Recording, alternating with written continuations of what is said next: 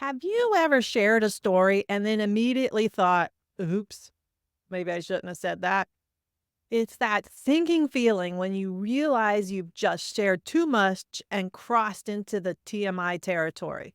It's awkward and it can be damaging to the connection with your audience. Many business owners face this exact issue. You want to be authentic and engaging, but sometimes you cross the line and share more than you've intended. Or you're afraid of crossing the line, so you don't share at all. Finding the right balance between sharing personal anecdotes and maintaining professionalism is a challenge we all face.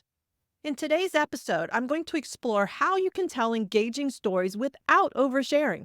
As a seasoned marketer and a storyteller, I have helped many clients navigate this balance, and today I'm going to share some actionable tips to help you do the same. You'll learn how to craft stories that connect deeply without making your audience uncomfortable. And don't miss out on this opportunity to refine your storytelling skills. Without understanding how to avoid TMI, you risk alienating your audience and losing their trust. Your stories should enhance your brand, not detract from it. Stick around to the end for my bonus tip of the week, where I'm going to share another powerful technique to ensure your stories always hit the right note and keep your audience engaged. Welcome to Stories Sell. Work less, live more. I'm Lori Keefer, a seasoned marketer helping businesses grow through authentic storytelling. Tune in to build stronger connections with your audience and get more sales faster. My clients hire me to craft compelling campaigns, and now you can learn my secrets too. Let's dive in. Have you ever shared a story and immediately thought, oops, I probably shouldn't have said that?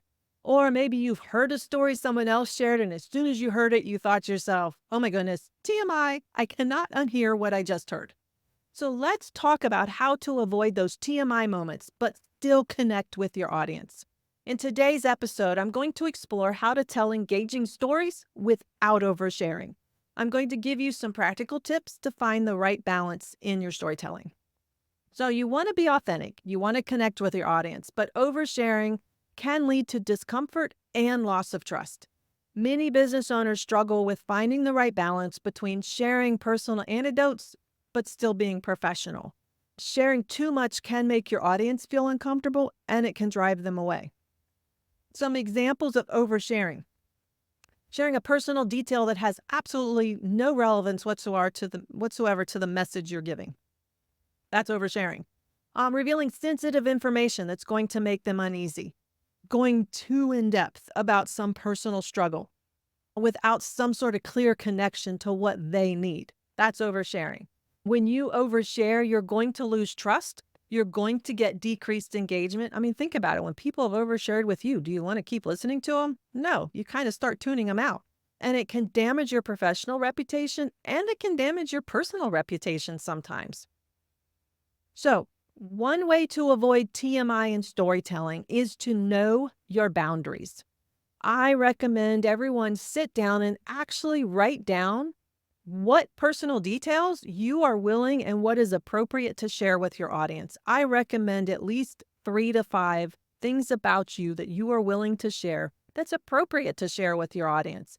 Think about things that might help them relate to you. My husband's a car photographer. We create fine art for automotive enthusiasts. So the fact that we love to go cruising in our convertible is a personal detail that's completely relevant to our audience.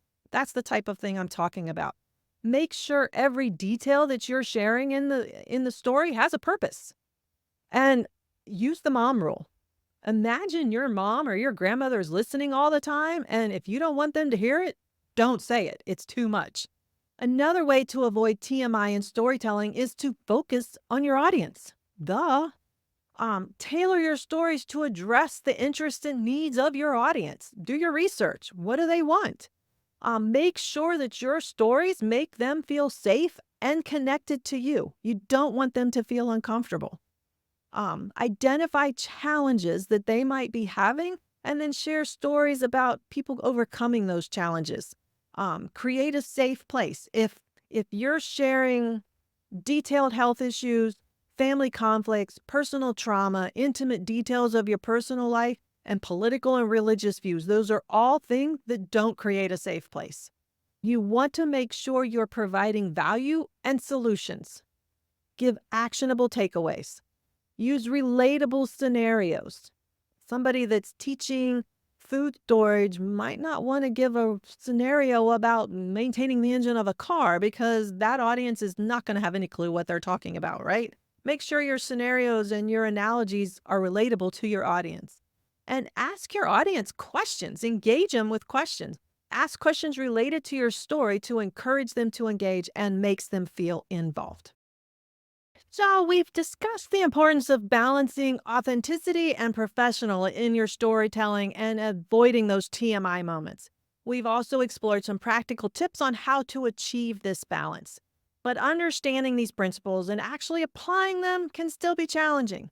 You might wonder how to craft stories that are engaging and appropriate without the oversharing. To help you master this, I have created a free storytelling blueprint.